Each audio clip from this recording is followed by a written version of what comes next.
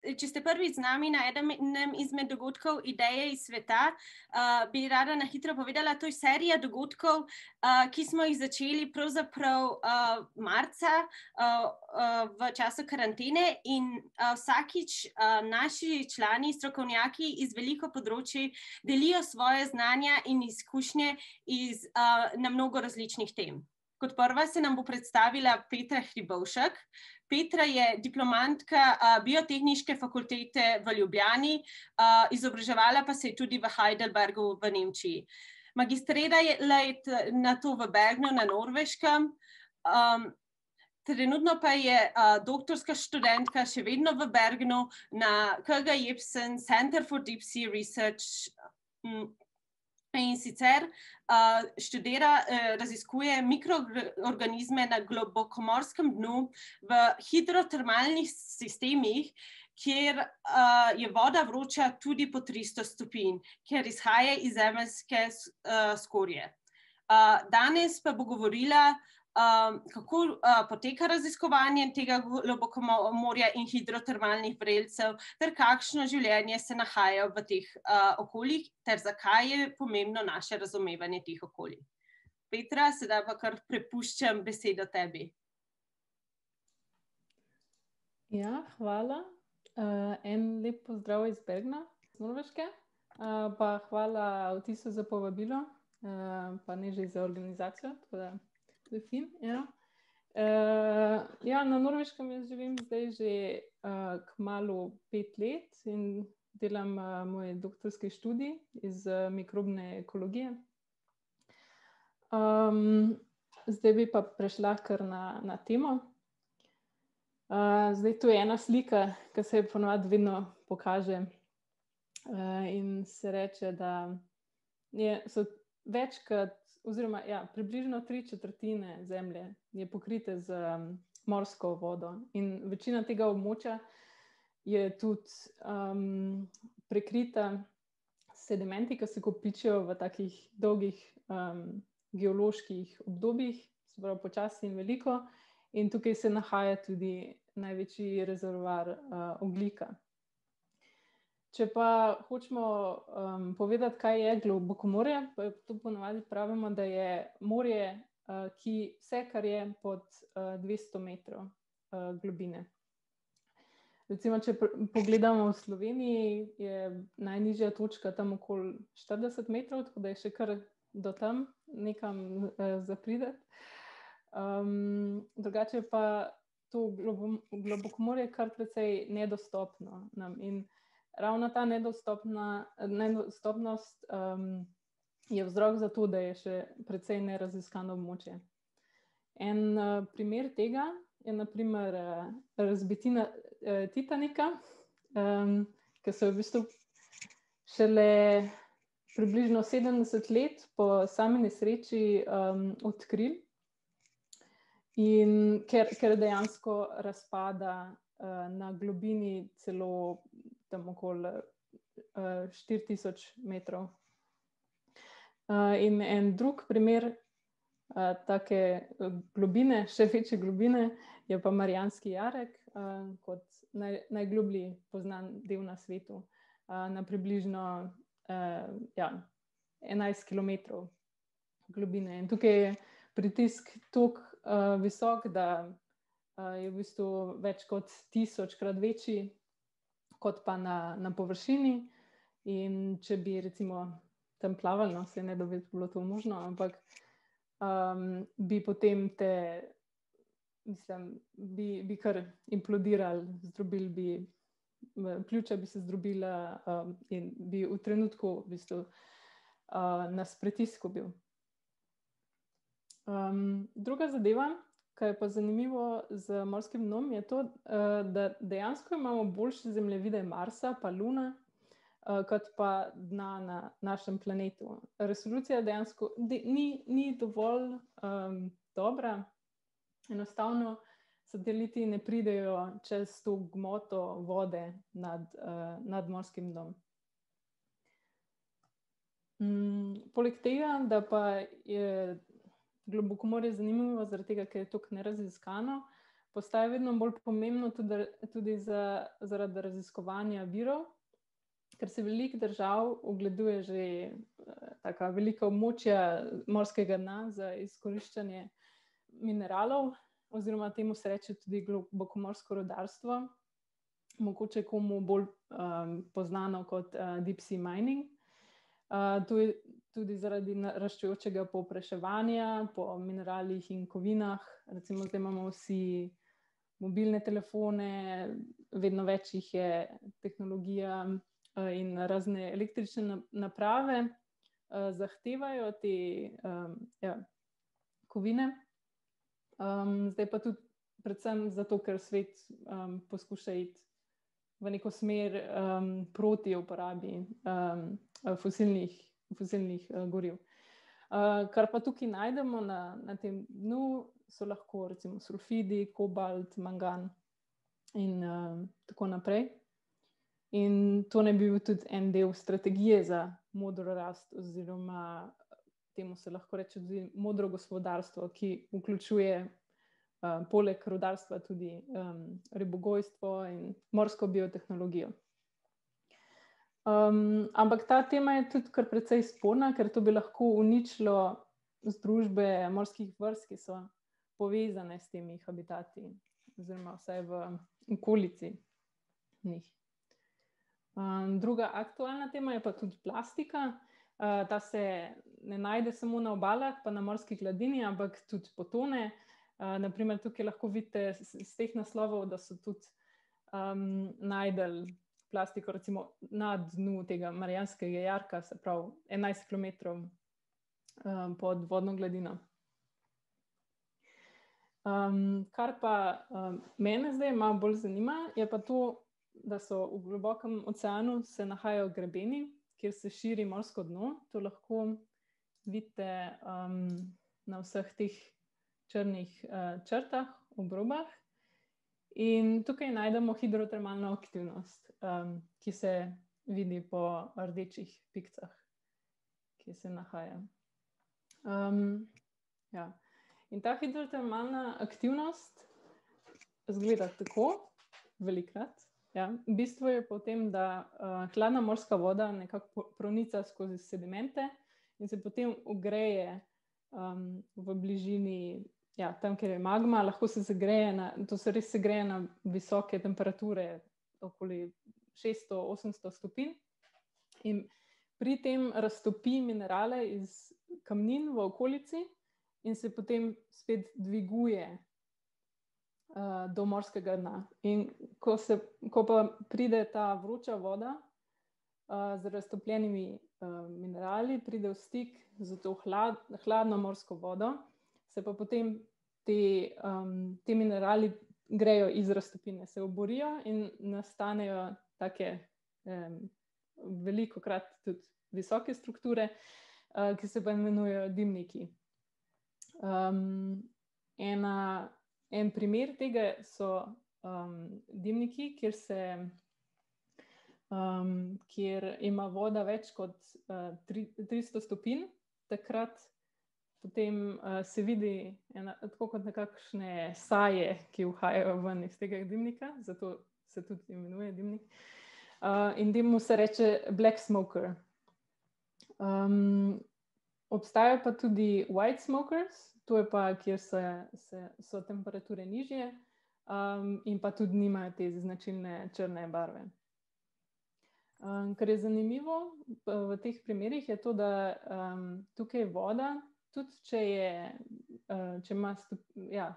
ima temperaturo tam 400 stopinj, še vedno ne zavre, kljub tem visokim temperaturam. In to je zaradi tega, ker je tako velik pritisk tukaj. Prvo odkritje hidrotermalnih izvirov je bilo leta 1977, to je bilo pri Galapagosu, ker do takrat, mislim, res rabiš imeti posebno opremo za to. Moja raziskovalna skupina pa raziskuje v glavnem na tem arktičnem grebenu, reče se Arctic Mid-Ocean Ridge. To je tukaj severovzhodno od Islandije in kjer mi raziskujemo ponovadi tam nekje med 2000 do 3000 metrov globine, se pravi, kot če bi nek cel Triglav na glavo obrnil, pa še več v bistvu tudi. In tam je potem 300-krat večji pritisk kot pa tukaj na kopnem oziroma pri vodni gladini.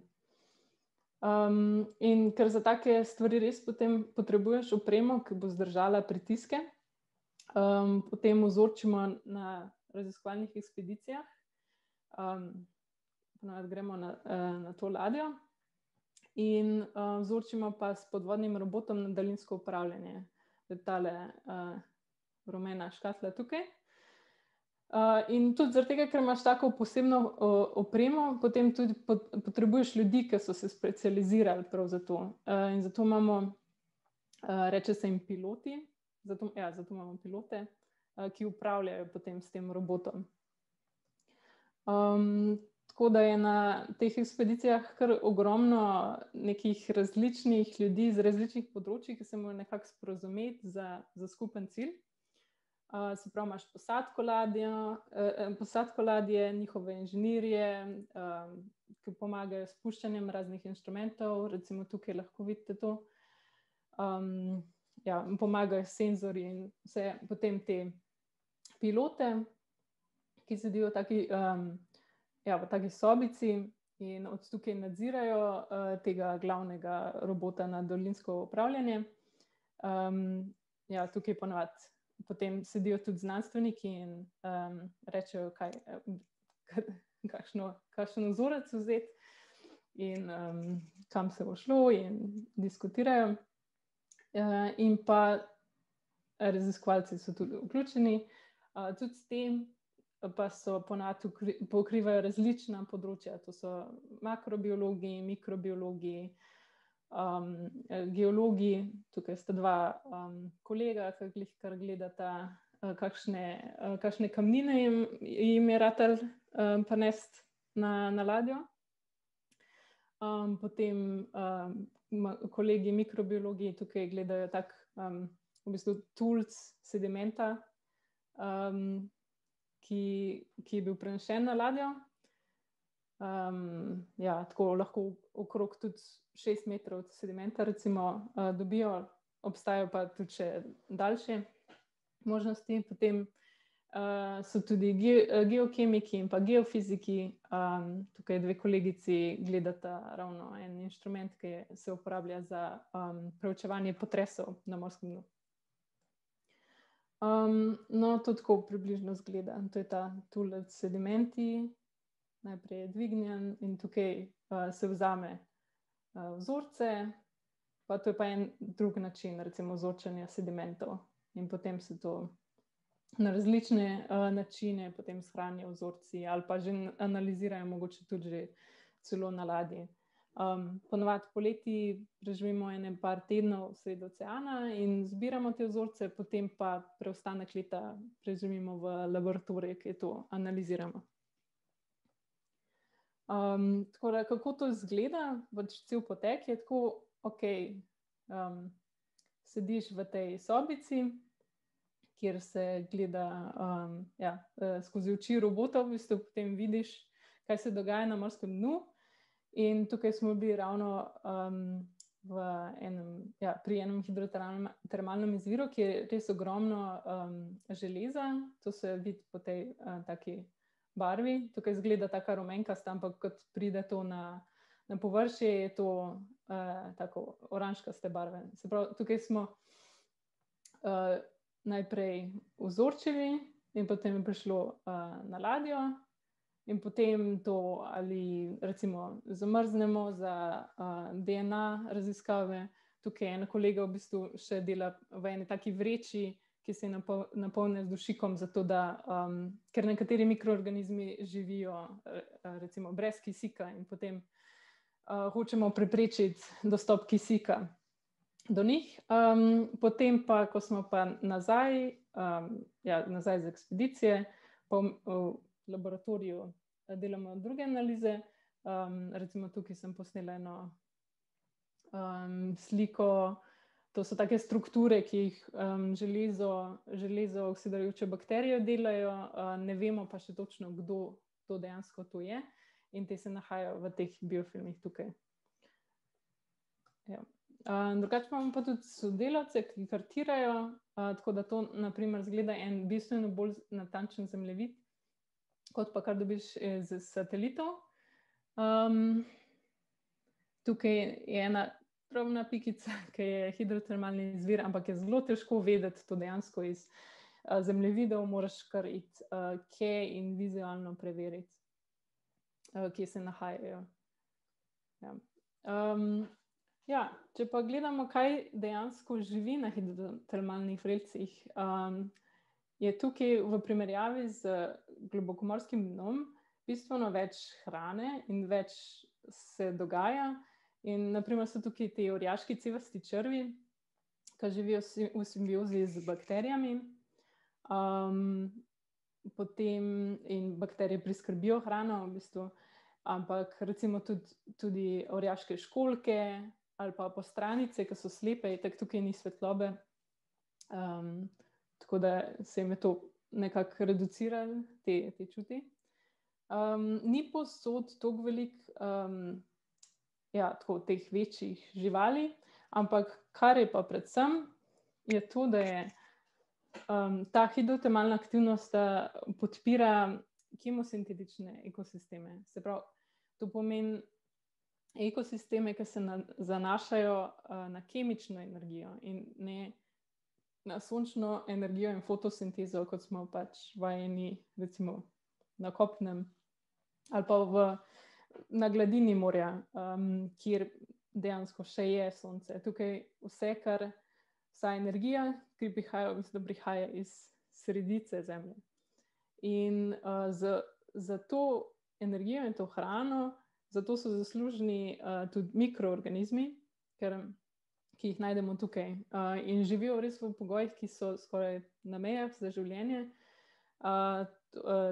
Pač res take temperature, visok pritisk in tudi kemijske spojine, ki so recimo za nas bi bilo to toksično, recimo vodikov sulfid, tam iz teh izvirov izhaja tudi metan in veliko CO2-ja. To pa je dejansko hrana za mikroorganizme in s kemosintezo iz teh kemičnih anorganskih virov proizvedejo organske spojine, ki so potem hrana. Tako da značilni mikroorganizmi v teh okoljih oksidirajo recimo žveplo.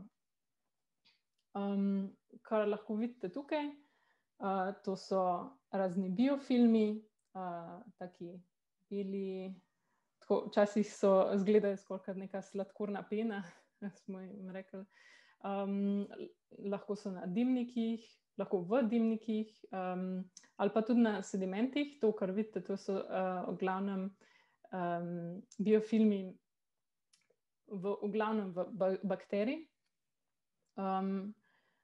Lahko pa tudi v takih, mikroorganizmi so tudi v sedimentih, samo da so mogoče malo manj vidni. No, in to so, v glavnem so to bakterije in arheje. In če omenim tukaj arheje, je vprašanje, kaj pa sploh so arheje, mogoče da razložim. In to so, to je zdaj, ta slika je to drevo življenja in arheja so tukaj. In to so skupine enoceličnih mikroorganizmov, ki so jih odkrili v 70 letih, ki so na videz zelo podobne bakterijam, ampak imajo še vedno kar pomembne fiziološke razlike.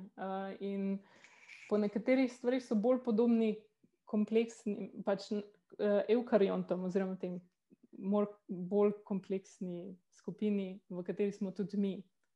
Tudi tukaj, to smo mi. Če vidite, ena tale mini vejica, to smo mi. In tudi arheje so evolucijsko bližje tej skupini evkariontov. Najprej se je tudi domnevalo, da so v glavnem v ekstremnih okoljih, zdaj pa vemo, da se nahajajo tudi v vseh različnih okoljih, tudi v človeškem telesu. In v teh okoljih, v teh hidrotermalnih izvirih, je delež arkej včasih bistveno večji kot v drugih okoljih. Drugače pa je, kot vidite iz tega drevesa, če so tu eukarionti, je večina drugega življenja, se pravi, v bistvu 99% življenja na Zemlji je mikrobnega in izgleda veliko bolj, ja, tako, približno, ja. Majhne celice. In predvsem zdaj v zadnjih letih se metode veliko bolj razvijajo in tudi moja doktorska disertacija se bazira predvsem na majhnih arhejah v hidrotermalnih izvirih. In te arheje, ki jih jaz gledam, so bile odkrite šele leta 2013, ker prej ni bilo metod, da bi se jih odkrili.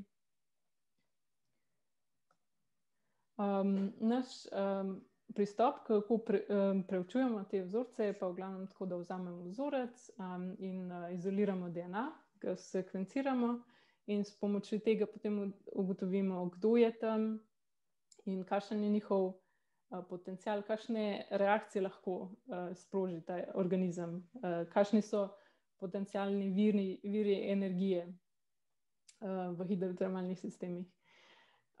In potem z mikroskopom pogledamo, si lažje potem predstavljamo, kje so mikroorganizmi v okolju in kako izgledajo in kako se družijo z ostalimi celicami, z ostalimi mikroorganizmi. In nazadnje lahko pa tudi potem poskušamo gojiti v laboratoriju, tako da, ker lahko nekatere poskuse lahko dejansko narediš samo, če imaš, če si uspel nek mikroorganizem gojiti v laboratoriju. Na koncu pridemo do vprašanja, zakaj sploh raziskovati ta okolja. In ena stvar, na primer, je ta raznolikost življenja v bistvu. Kot sem rekla, 99% življenja na našem planetu je mikrobnega in tudi vedno večjo raznolikost bomo tudi ujeli, če gremo v ekstremna okolja in dejansko raziskujemo ta celoten obseg raznolikosti, ki obstaja na našem planetu. Potem je to kroženje snovi. V zadnjih letih se vedno bolj vidi, da imajo hidrotermalni izviri nek pomen, ker ta vroča voda, ki raztaplja minerale, se potem vrne v ocean in s tem v bistvu je kot nek vir tega. Potem ekstremni pogoji pa so tudi potem, mislim, to je zanimivo zaradi različnih vzrokov. Eno od tega recimo bioprospektiranje, ki potem najdemo zanimive stvari, zanimive spojine. Recimo odkrita je bila v podobnih okoljih polimeraza, ki je zdaj uporabljena pri PCR, ki se ukvarja za teste koronavirusa. Potem je tudi hipoteza, da se je ravno v takih okoljih razvilo življenje oziroma prve celice. Tako da je to mogoče nekaj zanimivega za naprej se ugotoviti. Potem pa lahko rečemo tudi, da to je primer tega Lost City v Atlantiku. To je mogoče najbližji sodobni analog za začetke življenja na Zemlji, ker je višji pH in tudi kemija je drugačna. S proučevanjem ekstremov življenja na planetu pa lahko tudi ugotovimo, kakšne ekstreme lahko pričakujemo na drugih planetih, in lahko izvemo, kakšne posledice ima to za astrobiologijo, se pravi za proučevanje življenja v vesolju. Recimo tu je primer Jupitrove lune Europa, kjer so res taki debeli sloji ledu, pod njimi pa bi mogoče bili hidrotermalni vrelci, kjer bi se nahajalo življenje. . Pustila bi pa tukaj na na mogoče zadnjem odkritju, če ste gledali kakšne novice, da so zdaj na Veneri odkrili fosfin, ki mogoče kaže na kakšno prisotnost življenja, ampak to se še da razglabljati in ugotavljati. Ja, tako da hvala za pozornost. Je res izdatna tema, tako da je težko to nekako skupaj dati na kratko. Se pa veselim vprašanj. Ja.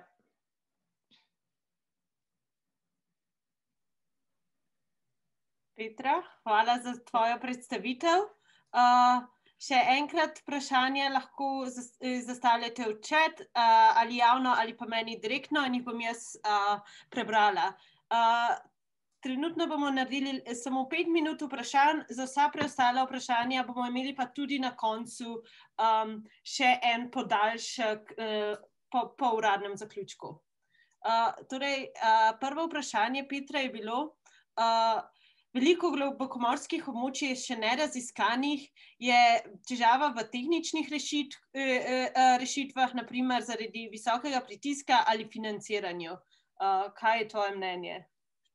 Ja, to je zelo dobro vprašanje. V glavnem je težava v financiranju, ker to so res zelo drage stvari. Pač prišli smo že do konca Marijanskega jarka, se pravi, je to vse možno. Tehnologija je tam, je pa to zelo draga tehnologija in ker rabiš toliko ljudi dejansko, tudi to nekaj stane, oziroma težko, pač rabiš neko infrastrukturo že. Tako da, jaz se počutim kar privilegirana, da sem prišla do te skupine, no. Mogoče malo zato v tej smeri bolj osebno vprašanje. Se tudi sama kdaj potapljaš v globine? Zakaj te to zanima in kako se je pravzaprav začelo to tvoje zanimanje v globokomorje? Potapljam se ne res nekaj, čeprav zdaj me vedno bolj zanima, malo se potapljam na dah, ampak to še zelo v začetku. Ampak v glavnem se je to začelo, ker me zanima mikrobna ekologija in nasploh, kakšne so povezave med okoljem in mikroorganizmi in med mikroorganizmi. In potem študirala sem tukaj v Bergenu že odprej, me je en drug projekt zanimal, čisto nekaj drugega. In potem so pa imeli ta projekt je bil tam na voljo in se mi zdelo, super, ne vem, jaz pa bi to probala, no. Tako nekako čista priložnost. Hvala. Še eno vprašanje, to bo verjetno kar obširno vprašanje. Zakaj ne bi se začetki življenja začeli ob geotermalnih vrelcih in kako je prišlo do teh prvih organizmov? Ja, to je res zelo zanimivo vprašanje in izdatno vprašanje. Oziroma, odgovor lahko bi res razpredal. Pač v glavnem, ko se je začela, pač najprej je nastala Zemlja in bilo res še vse vroče in vse, in potem čez nekaj časa se je to začelo hlajati. In takrat ne bi v glavnem v morju bi bila neka možnost za začetek življenja, ker ne vem, od atmosfere je bilo še zelo, še ni bilo najbolj nekako primerno za življenje takrat. In veliko hipotez je, ne vem, eni pravijo, lahko bi bilo tudi v gejzirjih, no. Ampak v hidrotermalnih sistemih pravijo, da bi se lahko začeli v teh dimnikih, ko v bistvu celica v bistvu vse, kar je, če mi reduciramo celico, je celica v bistvu samo neka škatla, ki ima noter različne kemijske reakcije. In tako se je začelo z najbolj preprostimi celicami. Ampak te škatle so se morale nekako izoblikovati, da so se vse te reakcije zaprle noter v eno tako enotno celico oziroma predcelico.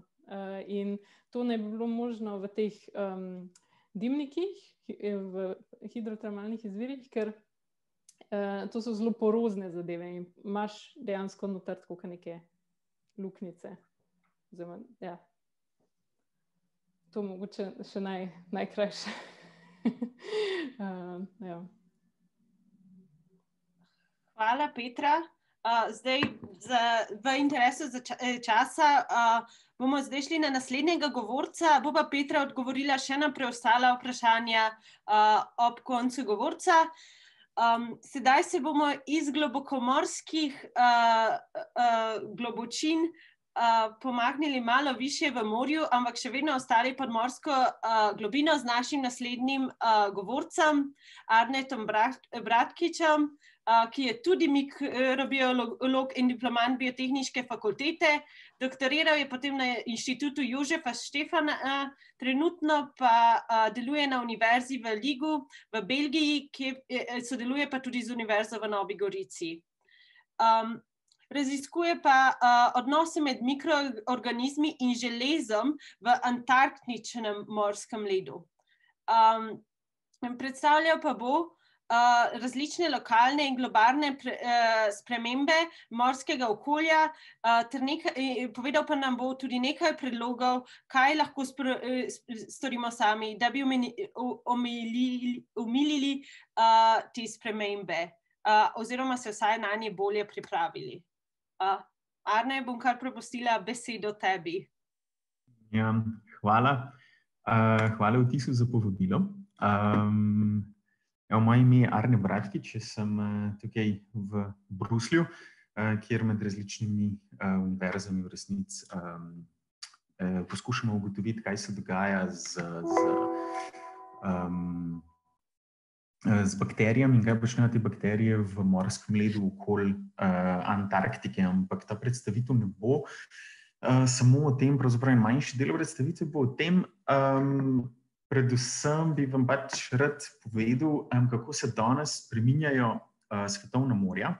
Lahko si mislite, da to mogoče ne bo najbolj srečen in vesela predstavitev, kar ste kdaj videli, stvari niso najbolj rožnate, ampak ni pa še vse za obupati. Malo bomo pogledali, kako so oceanske spremembe, kaj so in kako so odvisne oziroma povezane z atmosferskimi. Potem bomo čisto malo pogledali to, s čimer se ukvarjam, in potem bi pogledali še morja, ki so nam malo bližji, se pravi Mediteran pa Baltik tukaj v Evropi in kakšne so njihove težave v bistvu v tem procesu. Oceanske spremembe, z njih pravimo, da so zlobni brat dvojček klimatskih sprememb. Tako rečemo zaradi tega, ker so v bistvu manj opazne, dogajajo se počasi in so dolg časa tudi ostale neopažene, medtem ko so v bistvu klimatske spremembe se prej opazile. Pogledali si bomo, danes se bomo samo malo sredotočili na dve zadevi. Segrevanje, potem v bistvu koncentracija kisika v oceanih, ki se na nekaterih delih nevarno manjša. Za kisanje oceanov, gotovo ste slišali o tem, in potem kemijsko onesnaženje, ki je ena velika stvar, pa se bomo samo osredotočili na majhen koš tega. Treba je vedeti eno stvar. Identificirali so znanstveniki 9 planetarnih mej. To so v bistvu eni pogoji, ki če se prepogosto, če jih bomo kot človeštvo prepogosto kršili, če bomo šli z uporabo resursov čez te planetarne meje, potem na ta način dajemo veliko preveč stresa na okolje, med drugim tudi za kisanje oceanov in pa predvsem biogeokemijsko obremenjevanje ciklov dušika in fosforja. Segrevanje oceanov. Segrevanje ima v bistvu dve posledici. Eno je topljenje ledu, s tem povezana je dvig morske vode. dviga gladine, morske gladine, drugi razlog je pa toplotno raztezanje oceanov in s tem je tudi povezan dvig morske gladine. Namreč topla voda zavzema več prostora, zaradi tega se gladina morja dviguje. Po drugi strani pa, če se led raztaplja in potem je to nek dotok sveže vode v morje, se ravno tako dviguje površina oceanov. Za ljudi je to predvsem problematično, za tiste, ki živijo blizu morja, se pravi pri obalni predeli, kjer potem v bistvu zaradi povezavi skupaj še z klimatskimi spremembami, z bolj pogostimi neurji, hurikani, ki so pač ravno tako posledica spremenjenega klimata, potem v bistvu prihaja do ne samo nevarnosti za ljudi, ampak tudi do uničevanja ekosistemov pa velike gospodarske škode. Na tem mestu bi samo povedal, da je v času med letom 1979 in 2014 se antarktični led malo povečal in dolg časa je bil to razumljen kot en razlog, zakaj, da pravzaprav prihaja do, da ni se pravi segrevanja, ampak da se Zemlja celo malo hlaja. To je bila napačna interpretacija rezultatov, predvsem je bila pa povezana še ena druga stvar. Čeprav se je na Antarktiki površina ledu zares povečevala, se je led tanjšal in se je še vedno v bistvu sproščal več ledu se je talilo. Po drugi strani se je pa Arktika tudi močno talila, tako da v bistvu ta navidezni nastanek novega ledu na Antarktiki je bil žal samo začasen, pa ne prav preveč resničen. Pri ledu bi v bistvu omenil samo še eno stvar in to je, da led odbija sončno svetlobo iz oceanov, iz površine Zemlje in v bistvu, ko sončna svetloba pade na belo površino ledu, se je približno 90% odbije. Ko pade na površino oceana, se je absorbira približno 94%, se pravi 6% se samo odbije. In to je velika težava, zato ker se potem še toliko bolj morje segreva. In tukaj bi samo še tako za šalo malo omenil v bistvu geoinženiring. To je poskus ljudi, da bi v bistvu z tehničnimi rešitvami rešili segrevanje Zemlje. In tukaj gre za zelo zanimive ideje.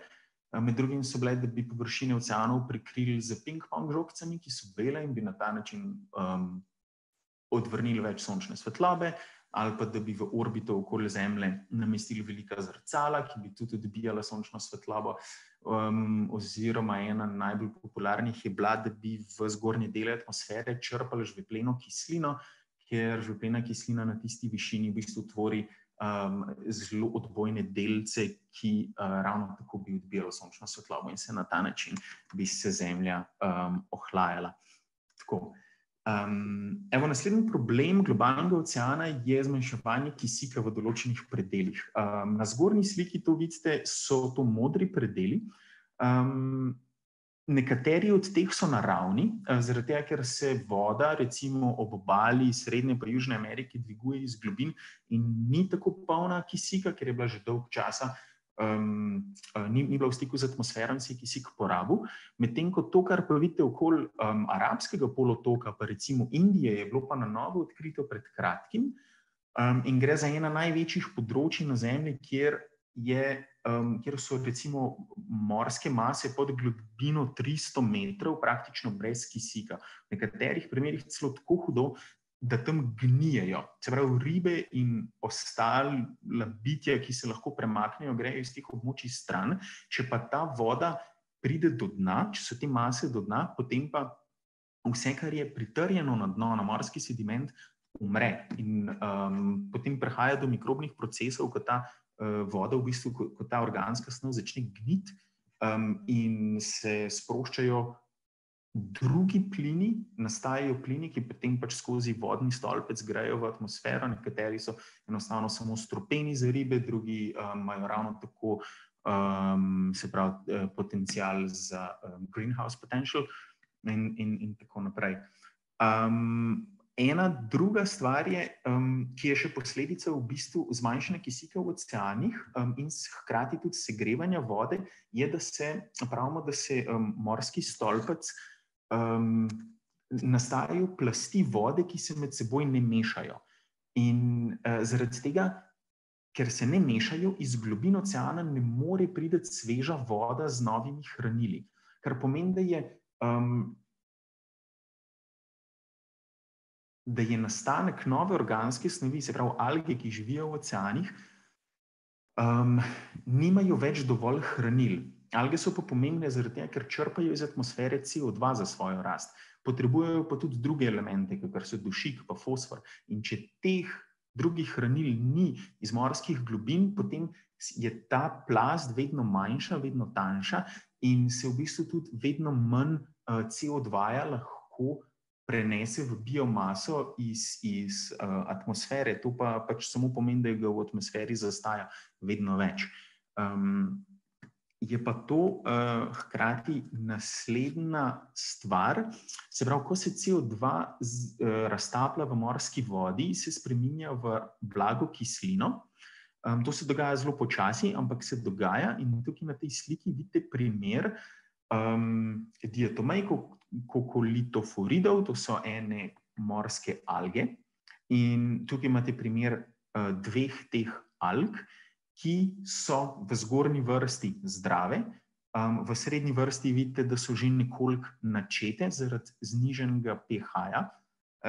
V spodnji vrsti so pa v bistvu to odmrla bitja. In tako, kot sem prej rekel, ko nastajajo te tanjše plasti morske vode zaradi segrevanja, se hkrati te plasti ravno tako tudi zakisujejo. In to je velik problem zaradi tega, ker je to samo še dodaten stresor na organizme, ki so že tako pod velikim pritiskom. Kar pomeni, da v bistvu ekosistem, ki je prej zagotavljal hrano za manjše ribe, za zooplankton in tako naprej, v končni fazi za velike ribe, v končni fazi tudi za nas, ki pač vsaj nekateri jemo proteine, ki prihajajo iz rib, je v bistvu to samo še večji stresor. In na eni strani si lahko predstavljate, ljudje lovimo ribe, na drugi strani zakisevanje oceanov povzroča stres in ribam in hrani za te ribe, in v bistvu so to ekosistemi, ki so že zelo pred koncem, oziroma nekateri so že skoraj na točki preloma, da bojo enostavno razpadli, ker ne bo več prenosa energije, ne bo več prenosa hrane. Tako, kemijsko onesnaženje bi samo omenil v bistvu posledice vnosa hranil iz kmetijstva, iz ribogojništva in pa seveda pač mest oziroma človeških naselij.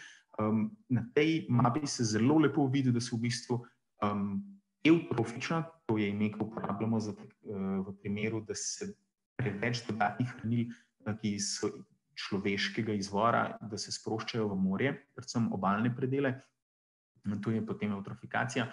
V bistvu se lepo vidi, da je povezano z gosto človeško poselitvijo. In to se v bistvu vidi tudi zelo lepo lahko iz satelita. Namreč ta dodatna hranila sprožajo rast alg v morju, kar bi lahko mislili, da je dobro.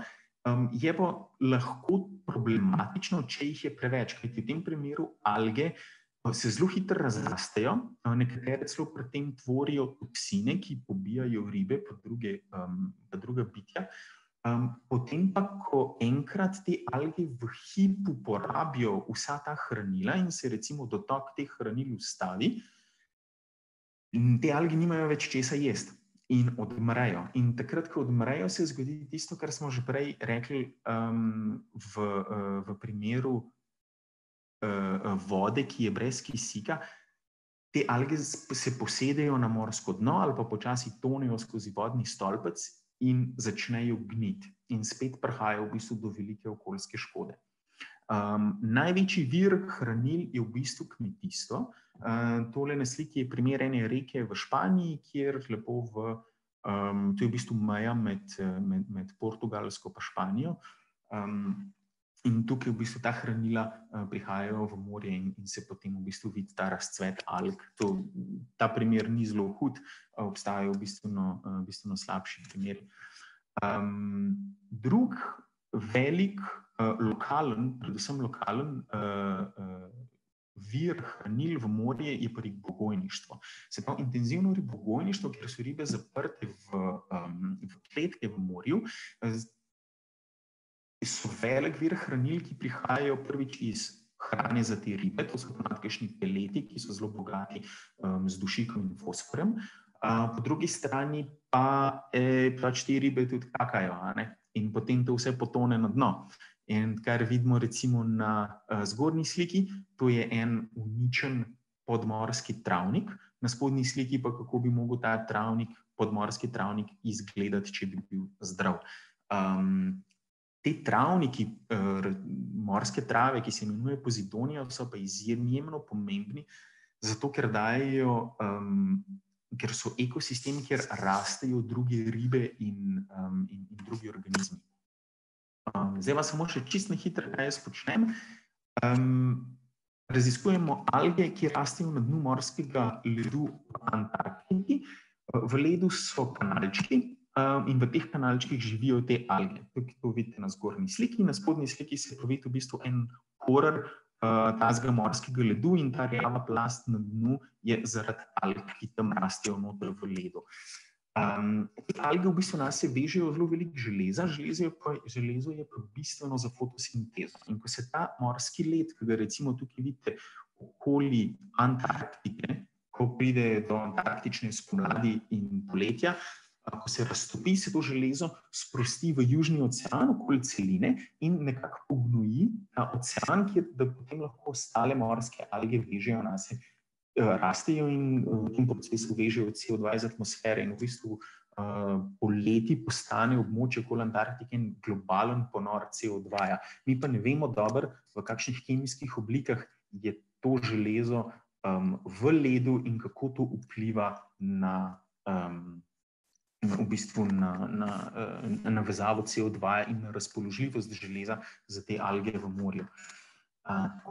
Zdaj pa še čisto na hitrico o Baltiku in Mediteranu. Dva problema sta, to sta zaprti morji, ki se ne mešata dobro. Na zgornji desni sliki lahko vidite, kaj se dogaja s temperaturo, ki se predvsem v vzhodnem delu Mediterana povišuje. Spodaj imate pa spet vidite dve satelitski sliki alg, ki se razraščajo spodnja slika je Baltika, predvsem tu noter prihajajo hranila iz velikih kmetijskih površin v tem delu Evrope. Na zgornji levi sliki pa v bistvu vidite, kako se meša voda, ki prihaja iz Atlantika, kar je pač zelo zanimivo zaradi tega, ker na ta način prihaja samo do izmenjave hranil in vode. Tole bomo poskusili še dodelali. To sta dva videa, mogoče med vami kakšen potoplač, ki bo razumel, kaj je tukaj razlika. Pa bi mu hotel to pokazati. Tukaj vidite veter, ki piha skozi drevesa in vidite, kako hitro se v bistvu to dogaja. Te listi, mislim, sem rekel, se zelo močno gibajo. Na drugi strani je pa tle en travnik prej omenjene Posidonije pod vodo in vidite, kako počasi vse tukaj dogaja. In ena od težav, ki imamo ljudje, je, da razmišljamo, ker smo navajeni v bistvu pač živeti na kopnem, razmišljamo, da se na isti način stvari dogajajo pod morjem, pa se ne, dogajajo se bistveno bolj počasi. Tako, in v bistvu zaradi tega je ta odpornost ekosistemov, morskih ekosistemov zelo drugačna. Takole, dajmo najprej pogledati samo tale zgornji desni graf. Ljudje, ki kaže v bistvu eno zelo preprosto stvar, in to je naše razumevanje okoljskih sprememb, generalizirano. Če pogledamo najprej rdeč del grafa, je linearen, kar pomeni naraven. Mi si ponavadi predstavljamo tako, da je, mi si ponavadi predstavljamo spremembe na ta način, da so linearne, se pravi, sprememba se počasi dogaja in v vsakem trenutku se lahko ustavimo in gremo nazaj. V naravi pa v bistvu je pa vse skupaj poteka malo drugače, pa v bistvu moramo gledati črn del grafa. In tukaj se pa vidi, da mi imamo neko zdrave ekosistema, ki dolgo časa traja, potem se pa v enem trenutku nenadno prelomi. Namreč v naravi obstajajo procesi, redundantni procesi, ki vzdržujejo eno situacijo, da lahko traja dlje časa, ko pa se vsi procesi, ki vzdržujejo status quo, zlomijo, potem se pa na lepem vse skupaj podre.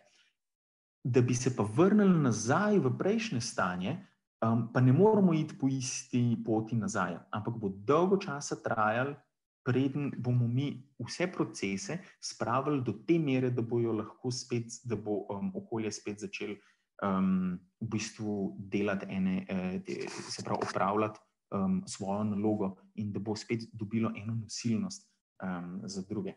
Če se spomnite čisto na začetku, smo videli tiste planetarne meje in tukaj je v bistvu situacija danes. Se pravi, pri 3 smo res močno presegli. Eno je izguba biodiverzitete, pač klimatska kriza in pa uporaba dušika. Pri ostalih pa ali ne vemo še dobro, recimo pri kemijskem onesnaženju, ali pa kot je recimo uporaba sladke vode še ni tako hudo. Pa recimo tudi zakisovanje oceanov še ni čist na točki preloma. Ampak je pa vsekakor to en tak klic k streznitvi. Takole. In še čisto zadnji slajd, kaj lahko storimo sami.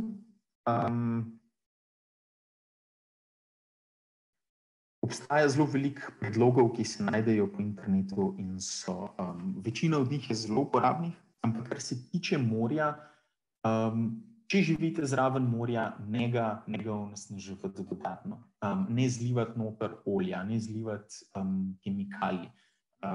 Recimo olje povzroči na površini morja plast, prek katere se ne more kisik več izmenjevati, pa drugi plini tudi ne. To je ena taka stvar.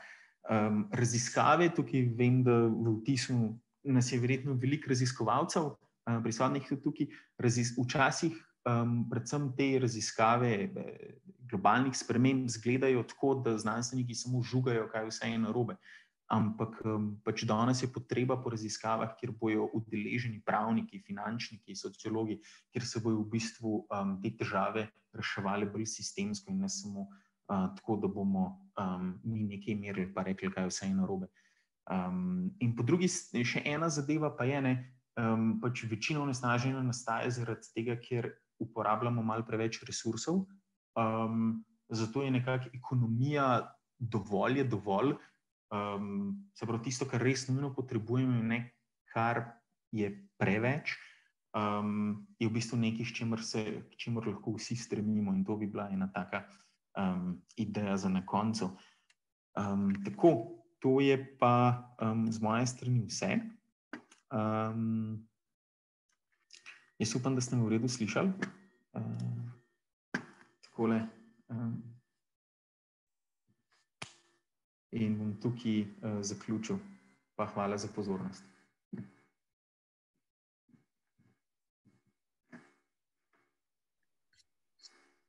Hvala, Arne. Pa bomo kar prišli k vprašanjem. Ja, slišali smo te v redu, še to, da boš vedel. No, prvo vprašanje.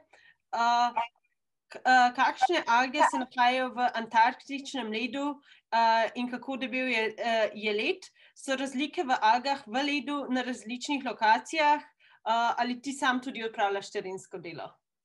Bom najprej ta zadnji del povedal. Jaz si želim, da bi šel na Antarktiko, ampak zaenkrat tega privilegija še nisem imel.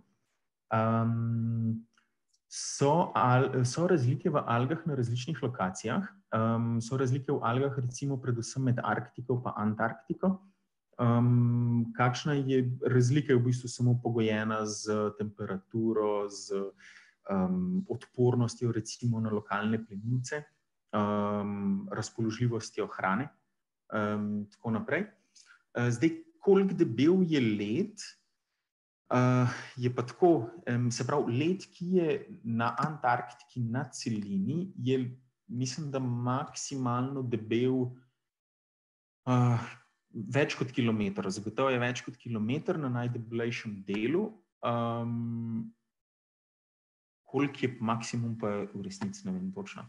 Led, ki je pa, se pravi, morski led, to, s čimer se pa jaz ukvarjam, je pa bistveno tanjši in je debel do nekaj metrov. Namreč zato, da lahko alge živijo na dnu tega ledu, mora biti led dovolj tanek, da sončna svetloba pride skozi. Ker alge so fotosintetski organizmi in potrebujejo sončno svetlobo. Kakšne alge se nahajajo?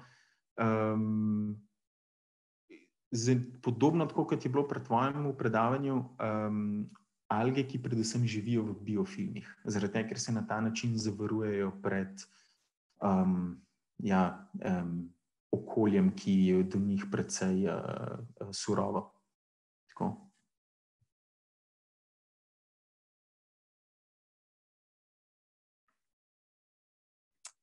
Hvala. Bomo prišli na naslednje vprašanje. Kje vidiš možnost zmanjšanja eutrofikcije morij zaradi kmetijstva glede na rast prebivalstva v prihodnosti? Pa bom jaz tukaj še sam dodala, da prosim povej definicijo eutrofikcije za tiste manj molekularno, biološko pa okoljevarstveno usmerjene gledalce.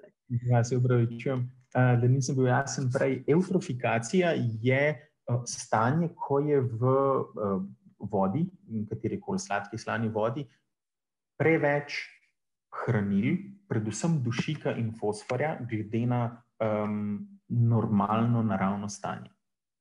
To je to, to je vse. In se pravi, vprašanje pa je bilo, kje bi se lahko... Kje vidiš možnost zmanjševanja, glede na to, zaradi povečanja kmetijstva glede na rast prebivalstva v prihodnosti? Najboljš bi bilo, da bi se v bistvu ta hranila ustavila že takoj na svojem izvoru. Se pravi, da ne bi sploh prišla do rek, do podtalnice, ki bi potem to nekako se potem prenese z površinskimi vodami v morje. Zdaj, seveda, pri temu pa bojo veliko vlogo igrali novi, uspešnejši kmetijski postopki, se pravi, da se ne zliva gnojil po njivi pač kar tako, kar se še vedno počne. Se pa mi zdi, da se vedno bolj dogaja, vedno bolj ljudje razumejo, da je to tudi predvsem za kmete oziroma za proizvajalce en velik strošek. Hranila, ki se pač enostavno zlivajo stran, so za njih strošek in oni to izgubljajo. In mislim, da bo več poudarka na tem, da se ta hranila zadržijo tam, kjer so, oziroma da se jih v prvi vrsti sploh ne porabi več. In tukaj bo zelo velik, tukaj se da narediti veliko, ravno tako so na svetu, mislim, da je 20% odpadne vode samo 20% kanalizacijske vode gre v bistvu samo na čistilne naprave. Tukaj se da še zelo veliko narediti. To je ena stvar. Kar se pa pogojništva tiče, obstajajo pa v bistvu sistemi, ko so ribogojnice na kopnem in v bistvu se voda cirkulira, tiste pa imajo zelo malo vpliva. Zelo malo negativnega vpliva v smislu eutrofikacije na okolje. Tako da leta 2015 je bilo, mislim, da prvo leto, ko smo na svetu pojedli več vzgojenih kot ulovljenih rib in ta trend se še nadaljuje. Tako da tukaj bomo ravno tako na ta način, je še precej prostora, da se v bistvu tehnologija nadaljuje v smer, ki bo zmanjševala te izpuste. Hvala, Arne. So še dodatna vprašanja, ampak bomo zdaj šli na naslednjega govorca, pa bo Arne odgovoril še na preostala vprašanja v našem podaljšku. No, sedaj se bomo pa počasi premaknili na gladino morja. z našim zadnjim govorcem, Pedrom Kostelicem, pa malo tudi zamenjali področje udejstvovanja. Kajti Pedro je diplomiral iz računalništva na Univerzi v Ljubljani, potem pa magistriral iz umetne inteligence na Imperial College London. Je soustanovitelj in sedaj dela kot direktor podjetja Sentinel Marine in cilj tega podjetja je povezovati plovila. Danes bo z nami delil, kako telematika v plovilih spreminja navtično industrijo in tudi omogoča novo razumevanje navtičnega ekosistema in morskega okolja. Pedro, bom kar predala besedo tebi. Hvala.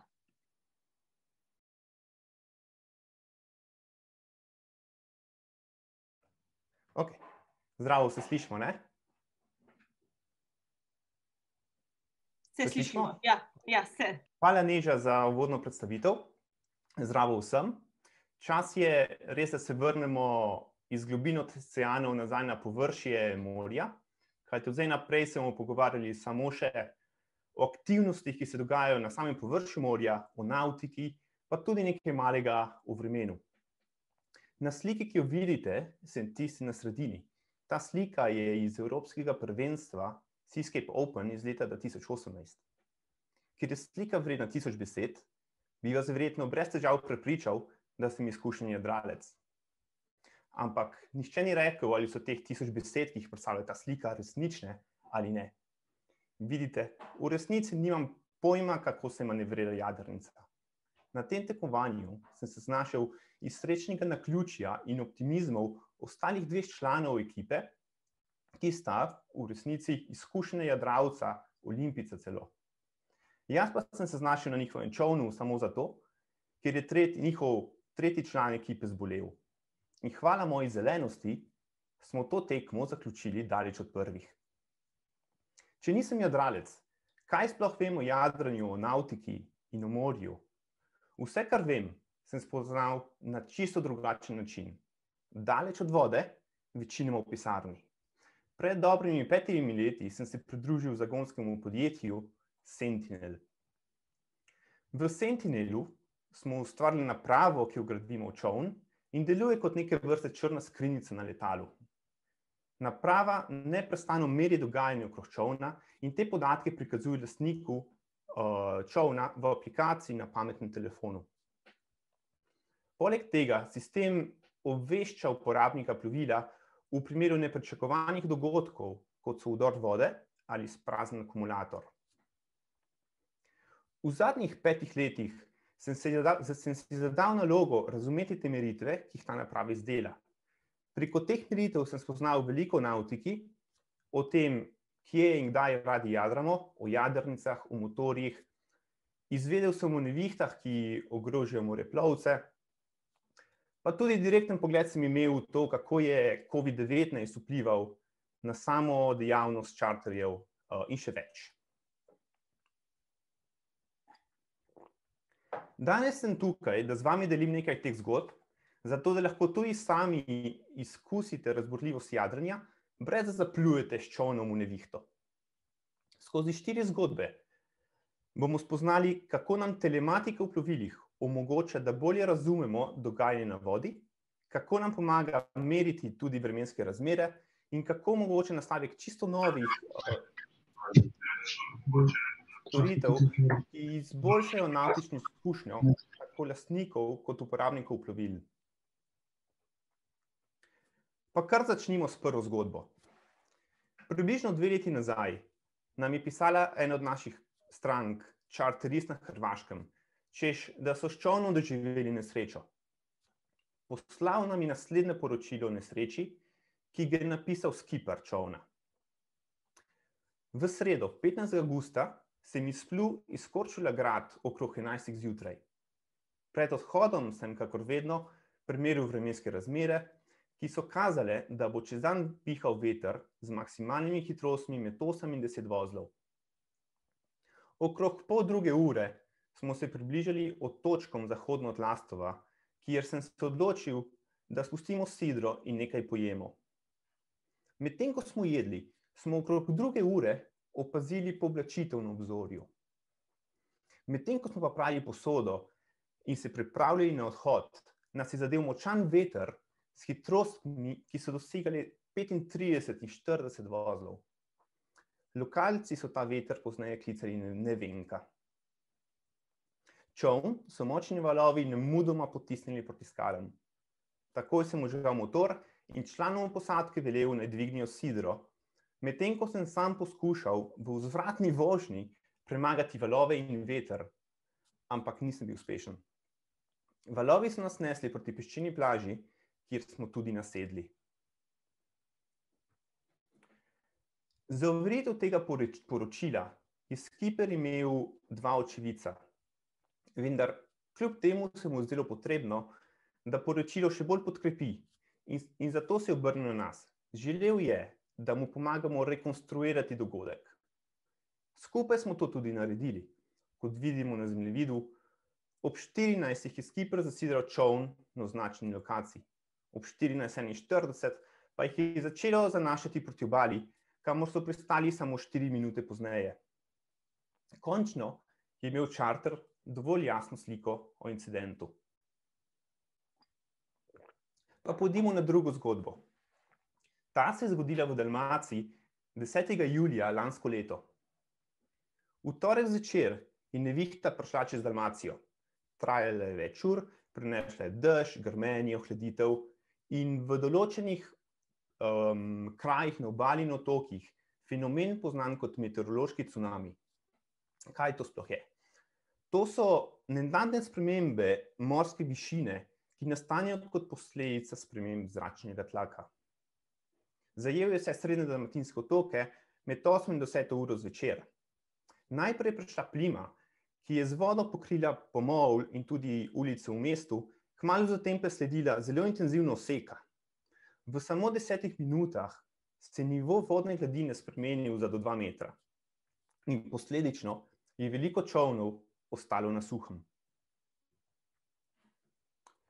Tokrat smo na različnih lokacijah na otokih Hvar in Korčula uspeli izmeriti to spremembo zračnega tlaka, ki je prinesla ta meteorološki cunami. Kot vidimo iz grafa, izmerili smo za 5 milibarov spremembe zračnega tlaka okrog 8 ure zvečer v zelo kratkem času. Merjenje vremena na morju je vedno bilo nekoliko omejeno in več kot imamo merilnih inštrumentov na vodi, bolje bomo znali povedati vreme in posledično tudi izboljšali varnost vseh udeležencev v morskem prometu. COVID-19 letos ne potrebuje dodatne predstavitve. Podatki iz uporabe plovil nam kažejo, kako je epidemija vplivala tudi na hrvaški čarter. Zgornji zemljevidi nam prikazujejo lokacije čarter plovil vsak drugi torek v mesecu okrog pol dneva. Hiter pogled nam pove, da so se aktivnosti letos začele odvijati šele junija. Zemljevida aprila in maja, meseca, ki sta tradicionalno zelo aktivna za hrvaški čarter, nam prikazujejo, kako so praktično vsa plovila na privezu v svojih matičnih marinah in se skoraj nihče ne smuka med otoki. Letošnja čarter sezona se je začela z 2-mesečnim zamikom. Ponavadi aprila takšno stanje, kot je letos bilo šele junija. Na tem grafu vidimo število najemov plovil letos v primerjavi z lansko sezono. Kot vidimo, aprila in maja skoraj da ni bilo najemov. Julija in avgusta je realizacija veliko boljša, ampak še vedno le 80% v primerjavi z lanskim letom. V normalnem letu povprečni hrvaški čarter uspe mobilizirati svojo floto za 22 tednov v letu. Zaradi letošnje zakasnjene sezone lahko pričakujemo, da bo število čarter najemov kvečjemu okrog 60% v primerjavi z lanskim letom.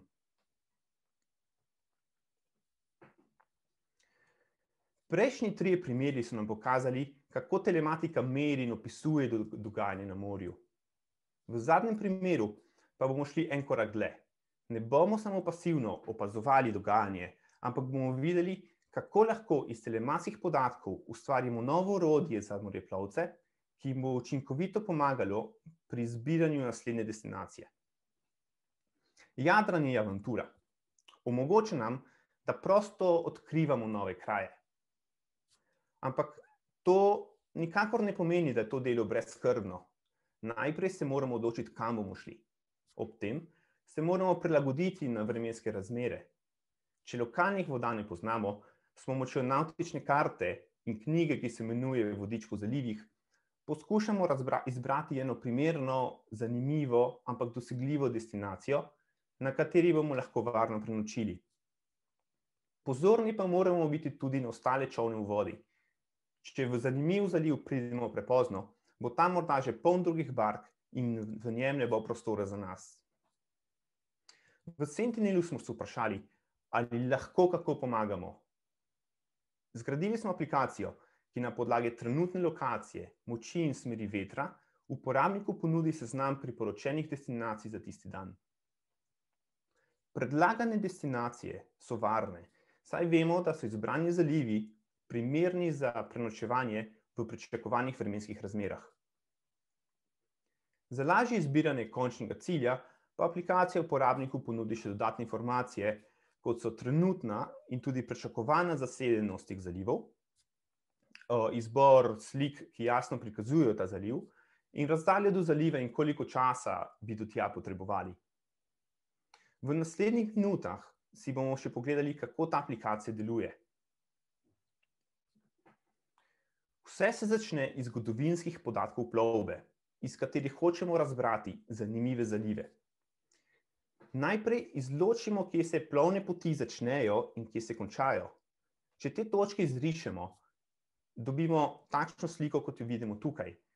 Vsaj mene ta slika spominja na pogled na osvetljena mesta, ko jih preletimo z avionom po noči. Iz gostote točk lahko morda začenjamo razbirati, katere destinacije so bolj popularne od drugih. V nadaljevanju te točke sprocesiramo tako, da tiste, ki so dovolj skupaj, združimo v gruče. S tem združevanjem točk pridemo do informacij, kje so dejansko vsi zalivi na obali. Odkrili pa nismo le marine in večje zalive, ampak tudi manjše zalive, o katerih ne slišimo tako pogosto. Za vsako gručo potem na enostaven način preštejemo, koliko čolnov jo je obiskalo, in iz tega računa vemo, kateri kraji so bolj popularni od drugih. Tako označen zaliv je po mojem mnenju že bolj uporaben od klasične karte, saj nam pove, kam se splača iti. Kaj lahko še izvemo o teh zalivih? Če izračunamo, katero uro v dnevu in kateri dan v tednu so te zalive obiskani, lahko začnemo razlikovati med zalivi. Na primer, najdemo Viško luko, se gre za večji zaliv, ki je varen in primeren za nočno sidranje. V nasprotju z Hrid Lukavci, ki se gre za eno skalo na morju, ki je zanimiva samo za kratkotrajno kopanje sredi dneva. Kot smo spoznali iz naših prvih primerov, je vreme bistveno za našo varnost na morju. Če telematskim podatkom dodamo še podatke o vremenskih razmerah, lahko izračunamo in lahko vemo potem, kateri zalivi so varni za posamezen veter. Ta podatek je zelo pomemben iz varnosti, vendar tudi iz našega udobja, saj bolje spimo v dobro zaščitenem zalivu, kjer je malo valov, kot pa če barko neprestano razmetava. Zdaj vemo že kar precej o zalivih. Vemo, kje so, vemo, kako so popularni v primerjavi z drugimi zalivi v bližini, vemo tudi, kdaj so popularni, ali je to zjutraj, popoldne, zvečer, ponoči, in vemo tudi, ob kakšnih vetrnih pogojih so primerni za nočni postanek.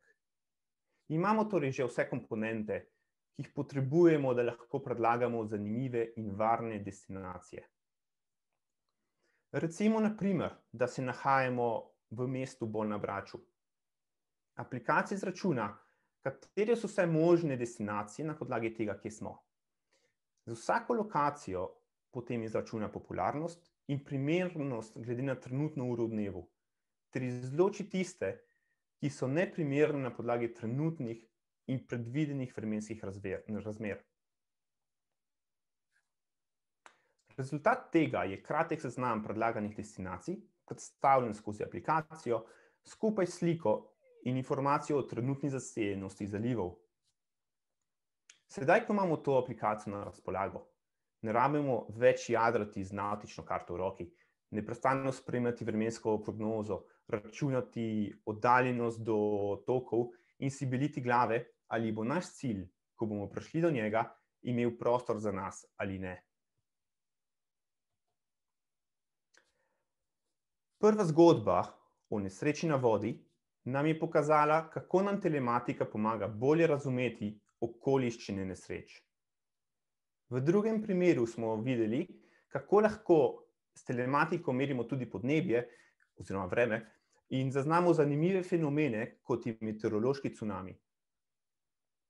COVID primer nam je pokazal, kako lahko s temi meritvami opazujemo in vrednotimo našo skupno aktivnost na vodi in posledično sklepamo na posledice za čartersko industrijo. In nazadnje smo si pogledali, kako lahko iz telematskih podatkov naredimo nove aplikacije in storitve, ki izboljšajo našo jadralsko izkušnjo in nam pomagajo, da se izognemo nevarnostim. Telematika danes spreminja celotno navtično industrijo. Pomaga lastnikom plovil pri vzdrževanju svojega imetja. Porabniku čolna omogoča bolj zabavno in manj stresno raziskovanje morja. Hkrati pa nam iz dneva v dan ponuja neke utrinke, ki nam omogočajo, da boljše razumemo celotni navtični ekosistem. Obstaja še mnogo neraziskanih priložnosti za uporabe telematike v navtični industriji in vsaj jaz komaj čakam, da vidim, kam nas bo ta pot pripeljala. Najlepša hvala.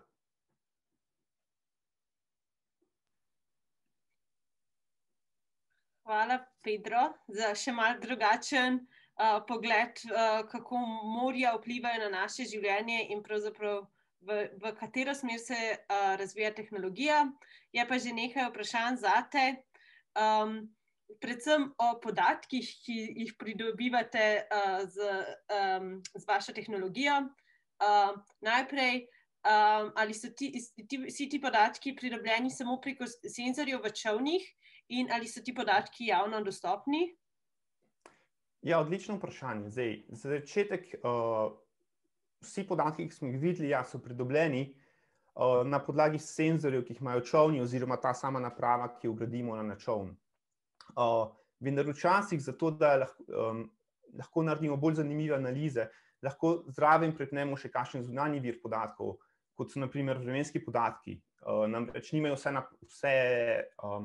vse naprave, ki jih imamo na morju, svoje vremenske senzorje, ampak zato včasih zraven pripnemo še informacijo o vremenu iz tretjih virov. In več kot teh informacij združimo, boljše in bolj zanimive informacije lahko izračunamo in posledično lahko tudi bolj zanimive aplikacije in storitve ponudimo samim uporabnikom. Glede javnosti teh podatkov, te specifično, ki smo si pogledali, niso javno dostopni, vendar obstajajo druga komercialna podjetja, ki določene te podatke objavljajo javno. Namreč veliko bark na morju vsebuje AIS sistem. To je v bistvu sistem, ki je namenjen reševanju, v bistvu pač lociranju plovil na vodi, in pomeni zaradi same varnosti. Vendar so te podatki javno dostopni in obstajajo podjetja, ki te podatke beležijo in jih potem ponujajo javno in lahko potem to tudi uporabimo, če želimo.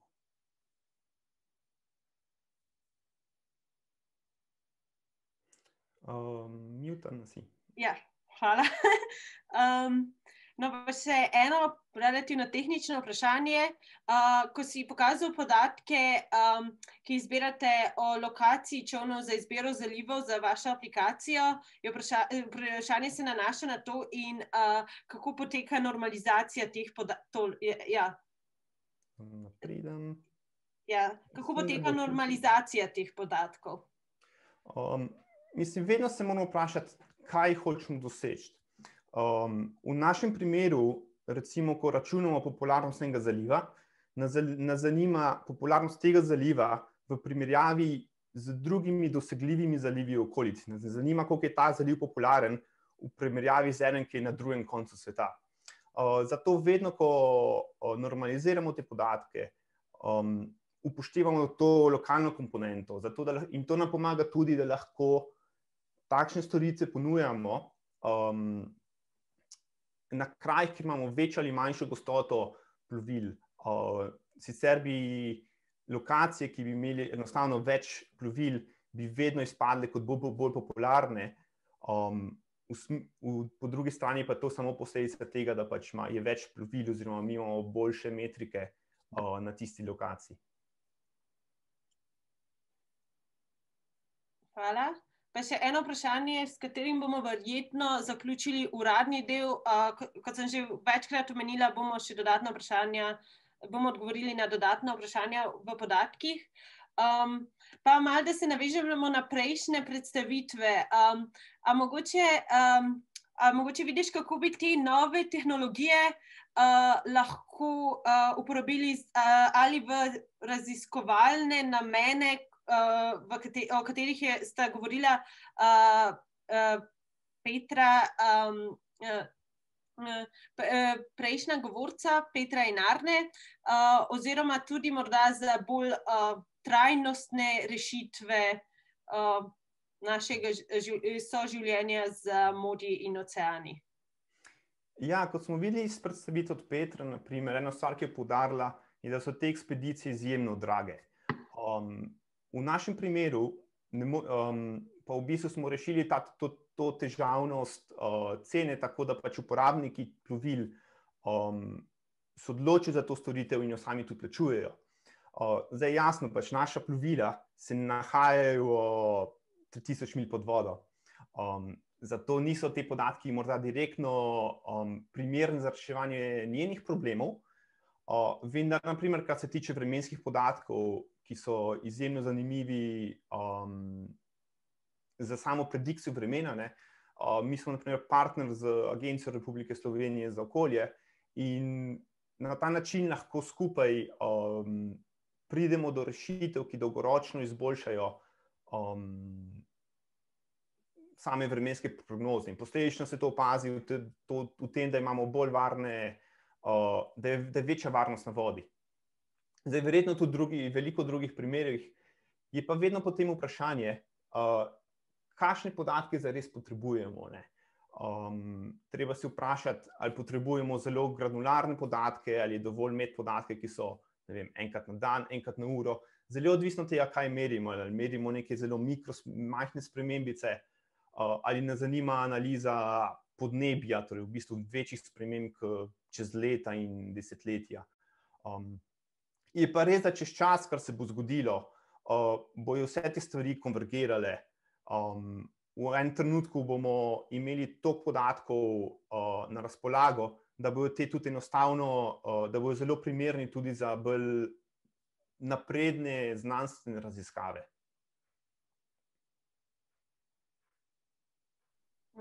Hvala, Petra. S tem smo prišli do zaključka uradnega dela našega govorca našega dogodka. Rada bi se najprej zahvalila vsem govorcem, da so sprejeli povabilo in za te zelo, zelo zanimive predstavitve. Rada bi se zahvalila vam, našim gledalcem, in za vaše zanimive vprašanja. Prav tako pa Bojani in Leji, ki pomagata pri soorganizaciji idej iz sveta. V naslednjem tednu boste vsi, ki ste prisostvovali pri današnjem dogodku, dobili krajši vprašalnik o vaših vtisih. Prosila bi vas, da ga izpolnite, ker to nam bo pomagalo izboljšati naše naslednje dogodke.